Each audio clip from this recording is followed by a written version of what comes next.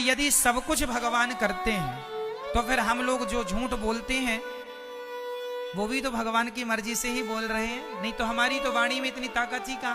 भाई जो हो रहा है भगवान करा रहे हैं। हम सच बोलें तो ईश्वर, बुरा करें तो ईश्वर, भला करें तो ईश्वर, सब भगवान कर रहे हैं। तो इस बात को यदि आप हमसे प्रश्न करें कि महाराज जी इसका समाधान दीजिए, तो आओ मैं एक दृष्टांत से इसका समाधान देता हूं। क्या सच्ची हमारे झूठ के गुनहगार भगवान हैं? क्या सचमुच हमारे चोरी के गुनहगार भगवान हैं? आओ इसे एक दृष्टांत से समझने की कोशिश करते हैं। आप रेडी हैं? सावधान, बोलो हाँ। चलिए सुनो। एक बगीचा था। उस बगीचे में एक व्यक्ति उस बगीचे में जो कि उस बगीचे का मालिक था, वहां बढ़िया बढ़िया फलों के वृक्ष लगे थे, फल भी लगे थे, हरी हरी घास भी लगी थी। अचानक एक चरवाहे की गाय उसके बगीचे में घुस गई। बड़ी सावधानी से सुनना।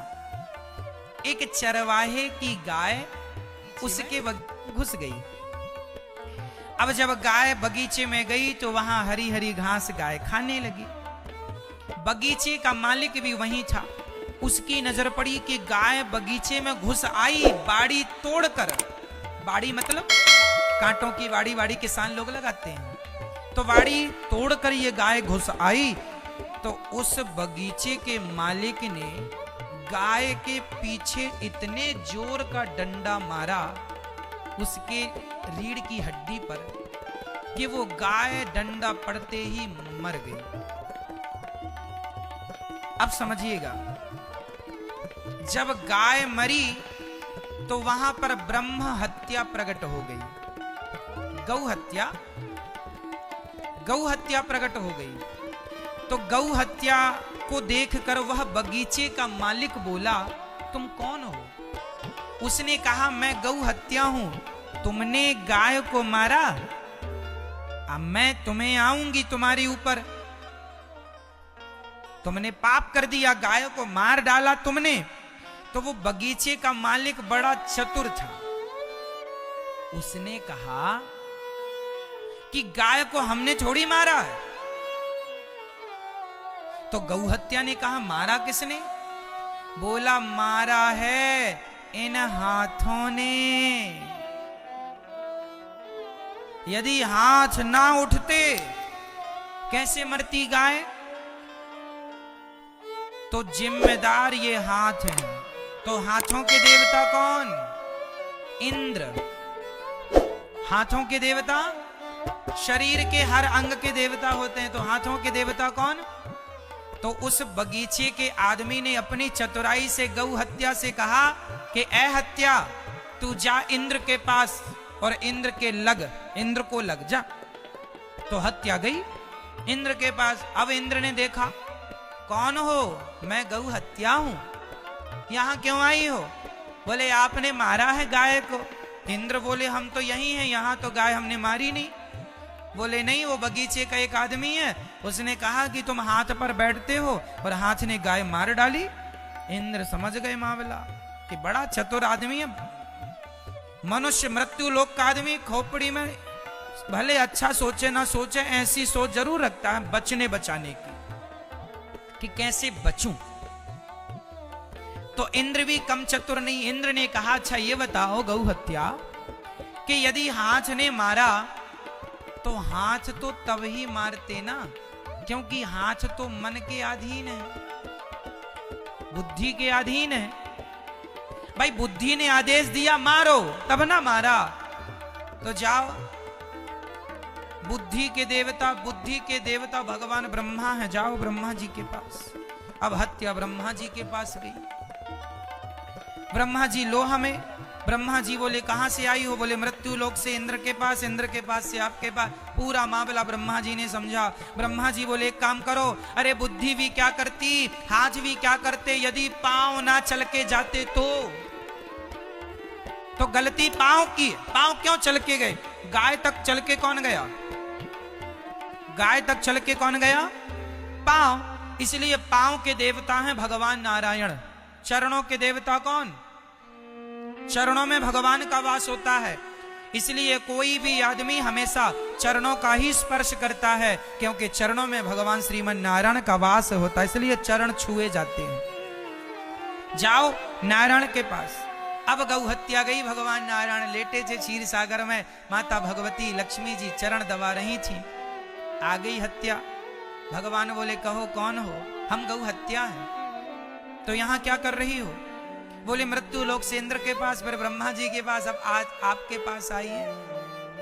भगवान बोले किसने भेजा है? बोले मृत्यु लोक का एक आदमी फलाना बगीचा है वहां पे रहता है। भगवान बोले जरा 2 दिन रुक जाओ, मैं कंफर्म करता हूं।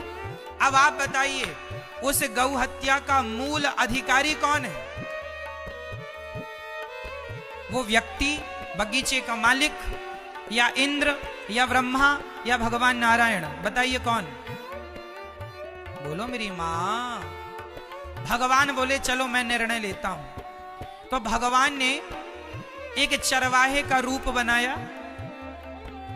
भगवान ने चरवाहे का रूप बनाया और भगवान ने गाय ली और फिर भगवान गाय चराने चले गए उसी के बगीचे के बगल में। और फिर भगवान की कृपा से वो गाय बगीचे में घुस गई और वो बगीचे का मालिक फिर आया। और जब आया तो उसने गाय को फिर लाठी से मारना चाहा, तो भगवान ने रोका, भैया भैया हमारी गाय धोखे से घुसाई, जरा माफ करो माफ करो। तो भगवान ने पूछा क्यों, ये बगीचा किसका है? बोला मेरा है, मेरा। बोले ये डंडा किसका है? मेरा है, मेरा। ये हाथ किसका है? मेरा हाथ, मेरा। देख रहे हो पावर, मेरा हाथ। ये पांव किसके हैं? मेरे पांव, मेरा पांव। ये जो बुद्धि है तेरी, ये किसकी? मेरी बुद्धि है, मैं बड़ा आदमी हूं यहां बगीचे का। भगवान बोले पागल, जब बगीचा तेरा, हाथ तेरा, पांव तेरा, तो हत्या भी तेरी ही हुई। ये ब्रह्म हत्या अपनी रख, चल यहां से। ये जो ब्रह्म हत्या तूने की है, वो गौ हत्या जो तूने की है, उस गौ हत्या का अधिकारी, उस पाप का अधिकारी भी तू, चल पाप भोग। होशियार बन रहा है? सोचो, अब समझना इस बात की गहराई को।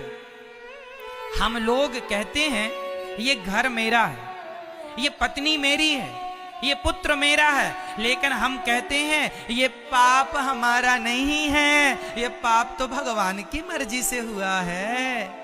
लो, पत्नी तुम्हारी, पैसा तुम्हारा, शरीर तुम्हारा, मीठा मीठा गप, कड़वा कड़वा थू थू थू,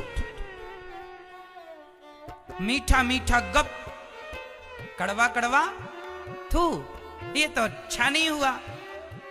मेरी मां, यदि आपके अंदर ये विचार हो कि ये पत्नी भी भगवान की, पुत्र भी भगवान का, घर भी भगवान का, पैसा भी भगवान का, ये संपत्ति सब रघुपति के आही, ये शरीर भी भगवान का, यदि आपने समर्पण कर दिया, नाथ मेरा सब कुछ आपका है, तो फिर तुम जो पाप करोगे ना, वो पाप भी सच्ची भगवान का ही माना जाएगा। लेकिन आप कहो कि घर मेरा, पत्नी मेरी, पुत्र मेरा, परिवार मेरा, पैसा मेरा, पद मेरा, प्रतिष्ठा मेरी, शरीर मेरा, लेकिन पाप भगवान का, तो साहब ये बात तो कहीं तर्क पे बैठ नहीं रही है बराबर, कसौटी पर।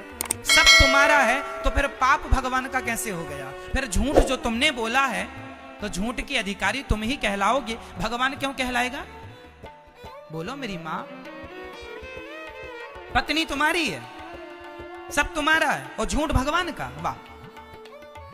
यदि आप सच्चे भक्त हैं और आप कहते हैं कि सब कुछ भगवान का है, यदि आप दिल, दिमाग, मन, बुद्धि से मान लेते हैं कि ये सब कुछ ईश्वर का है, तो मैं आपको लिख कर देता हूं, यदि तुम मान लोगे कि ये शरीर भगवान का है, तो तुम्हारा हाथ कट जाएगा, जरा सा भी तुम्हें दर्द नहीं होगा, क्योंकि मान लिया है तुमने भगवान का है, तो दर्द भी भगवान को होगा, तुम्हें नहीं होगा। ये उच्च कोटि की साधना और भक्तों के लक्षण है। कई भक्तों की कथा आती है जिन भक्तों के लोगों ने हाथ काट दिए थे। सदन कसाई की कथा मैंने आपको सुनाई, कई महीने पहले सुनाई थी, दोहरा देता हूं आपको।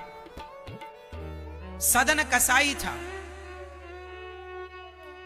उसके पास एक शालिग्राम भगवान जी थे। शालिग्राम भगवान जी से वो मांस तौलता था। उसी शालिग्राम से वो 2 किलो भी तौल देता था, 10 किलो भी तौल देता था, 5 किलो भी तौल देता था। किसी साधु ने कहा, अरे पगले, ये शालिग्राम भगवान है, इसे तुम तराजू में रख करके बताओ, मांस तौलते हो, बड़ा तुमने गलत व्यवहार किया। तो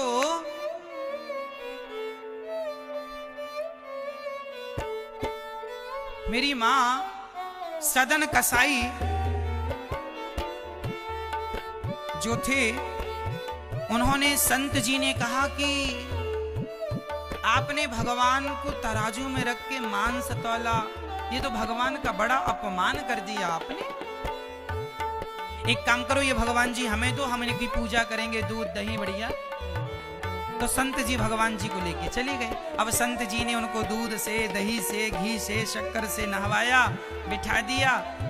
अब रात को भगवान ने सपने में संत जी से कहा, अरे संत जी, हमें आप क्यों लेके आ गए? हम सदन के पास खुश थे। क्यों? बोले वो हमें रोज झूला झुलाता था तराजू में, रोज झूला झूलने का मन करता, रोज तराजू ऊपर नीचे 50 बार झूला झुलाता, हम बड़े खुश थे उसके झूले में, और तुम यहाँ ले आके बिठाल दिए हमें, बस 2-4 मिश्री के दाने दे दिए, हो गया। हम संतुष्ट नहीं हैं आपके पास, हमें जल्दी दे के आओ। आधी रात को बाबा जी को सपने में भगवान ने कहा, दे के आओ। बाबा जी जागे और सदन के घर का दरवाजा खटखटाया, भैया खोलो। सदन से ठाकुर जी दिए, ये तुम्हारे भगवान हैं, तुम्हारे पास आने को मचल गए। सदन के सुनते ही आंखों में आंसू, वाह प्रभु, धन्य हो गया मैं, सारी दुनिया आपसे प्यार करती है, मैं सफल हो गया कि आप हमसे प्यार करते हैं।